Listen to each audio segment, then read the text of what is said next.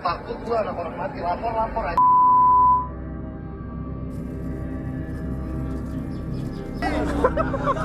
Ada apa di negeri ini? Remajanya penuh dengan kekerasan, di media sosial, bahkan pamer di dunia maya. Gawat! Yuk kita tanya Ustadz Cinta.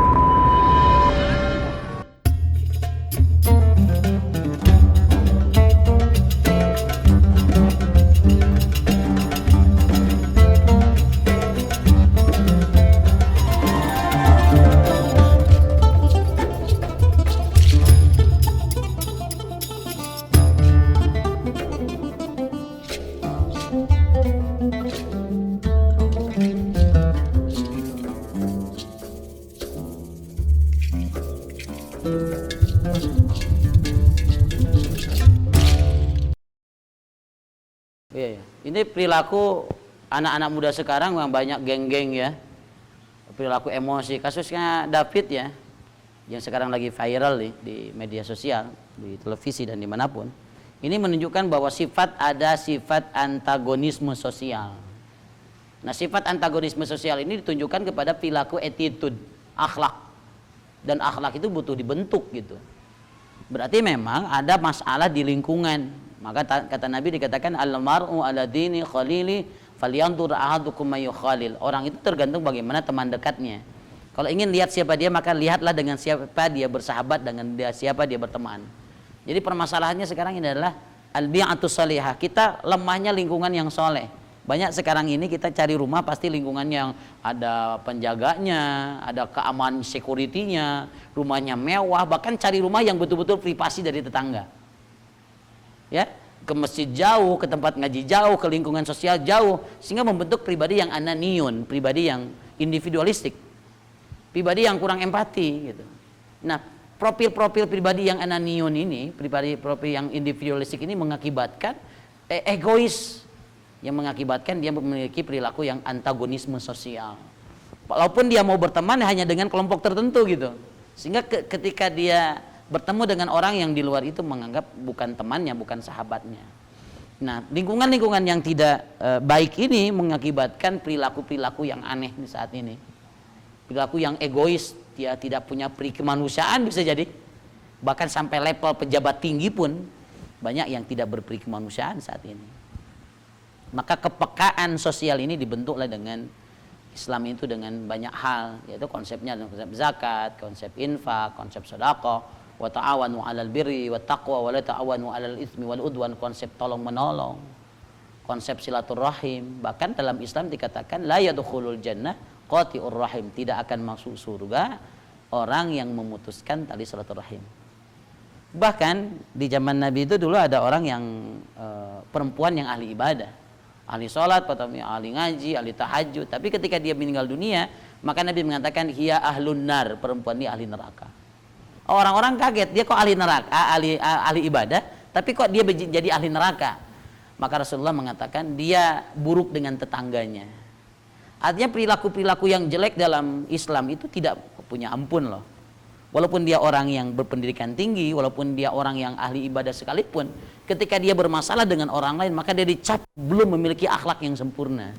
Karena kesempurnaan akhlak seorang itu diukur dengan attitude dia, gambaran dia bagaimana dengan masyarakat, dengan tetangga, dengan orang tua, dengan teman, dengan sahabat. Bahkan zaman Nabi ada namanya Alqamah. Jadi Alqamah ini orang yang sama rajin ibadah juga. Tapi ketika dia sakaratul maut, maka dia sulit untuk sekarat. Apa yang menyebabkan Alqamah sulit untuk sekarat, sahabat pemirsa yang ada di rumah?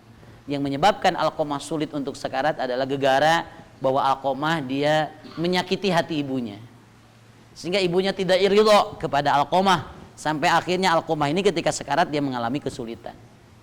Artinya dalam Islam ini betul-betul dijaga perilaku sosial kita, dengan orang tua, dengan sahabat, dengan tetangga, dengan orang yang lebih tua dari kita, dengan orang yang berilmu, bahkan dengan orang yang lebih kecil pun kita diwajibkan untuk memiliki sifat tawadhu, rendah hati, tidak sombong, tidak ria, tidak ujub, tidak takabur.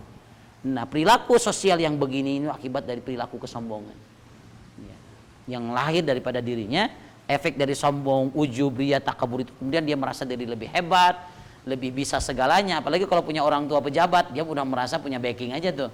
Punya uang, udah ngerasa semua beres dengan uang aja tuh. Nah ini yang mengakibatkan mereka menjadi pribadi-pribadi yang angkuh, ananiun, individualistik, dan antagonisme sosial. Emosi ini ditanggal dengan puasa. Karena fa'innahu lahu ijaun, puasa itu akan mengebiri syahwat. Bagaimana puasanya kalau puasa benar ya? Puasa yang benar itu kan menahan emosi. Puasa yang benar itu menahan amarah. Sehingga untuk menangkal syahwat itu apa? Menangkal amarah iya dengan puasa. Yang keduanya kata Nabi, rubah posisi duduk kita. Kalau kita lagi berdiri duduk, kalau lagi berdiri duduk lagi berbaring tuh. Masih marah juga, falyatawaddo. Al-bughdu minasyaiton, asyaitonu minan nar. Marah itu datangnya dari syaitan, syaitan itu terbuat dari api, dan api itu akan lunak dengan air. Makanya kenapa masjid ini konsepnya ada air, supaya orang yang marah jadi adem datang ke sini.